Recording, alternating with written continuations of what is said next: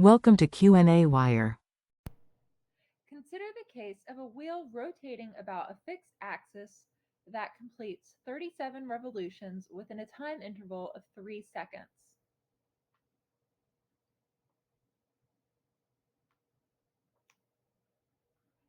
At the end of this 3-second interval, the final angular velocity is 98 radians per second.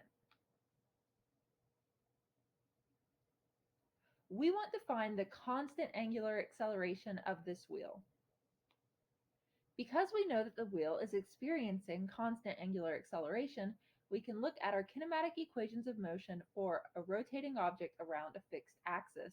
We're actually going to use two of these equations to solve this problem. Our first equation is the final angular velocity is equal to the initial angular velocity plus the constant acceleration times the time. We need this equation because we're not actually given the initial angular velocity of the wheel, and we cannot assume that it starts from rest. The second equation we'll be using is theta f equals theta I plus omega I times t plus 1/2 of the constant angular acceleration times t squared. We can solve for omega I and plug it into this equation so that we don't need to know omega I to calculate the constant angular acceleration.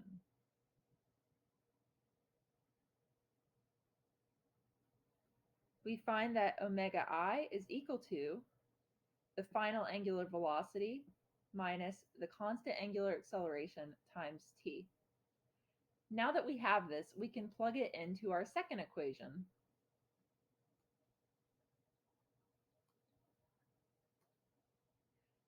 We're going to simplify this theta f and the theta I so that these are just delta theta, which is the change in angle, because we're not given the initial and the final angles. Rather, we're told the difference in angle after 3 seconds. We have delta theta equals, and here's where we're going to substitute in our equation for omega I.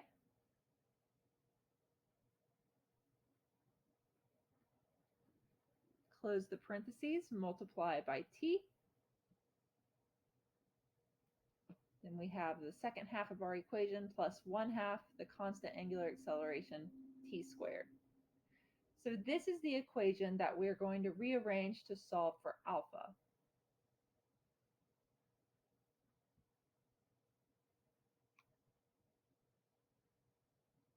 We're going to distribute this t.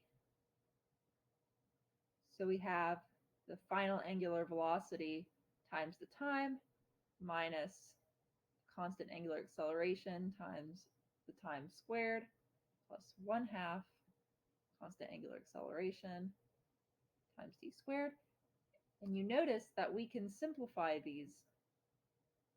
So this is just minus 1/2 alpha t squared.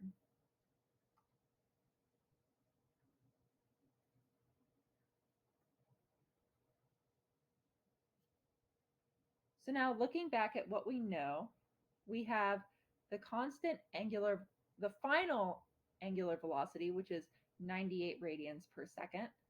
We have the time, which is 3 seconds. And we know our delta theta, which is 37 revolutions. Before we substitute these values in, we need to make sure that this 37 revolutions is in terms of radians. We know that one circle is equal to 2 pi radians. Therefore, one revolution is 2 pi radians. So we have 2 pi radians over one revolution. And this equals 74 pi radians. And those units cancel. So now we will continue rearranging this equation so that alpha is on the left-hand side.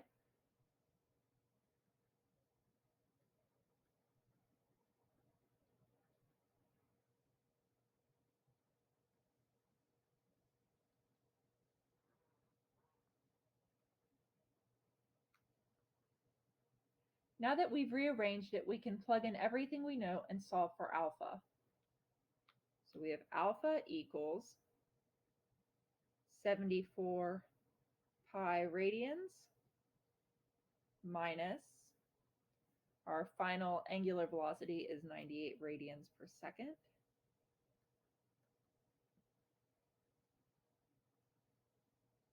times 3 seconds.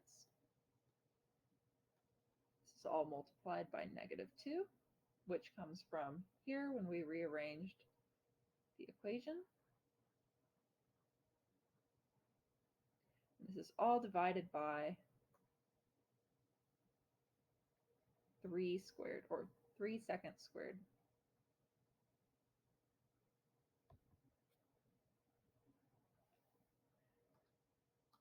When we multiply 3 seconds by our final angular velocity, we find that seconds cancel, leaving us just with radians, which is what we expect.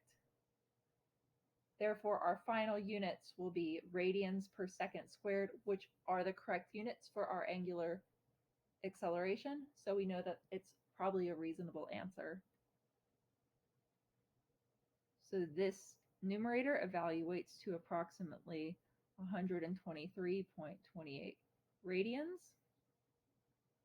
This is over 9 seconds squared, which is approximately 13.7 radians per second squared.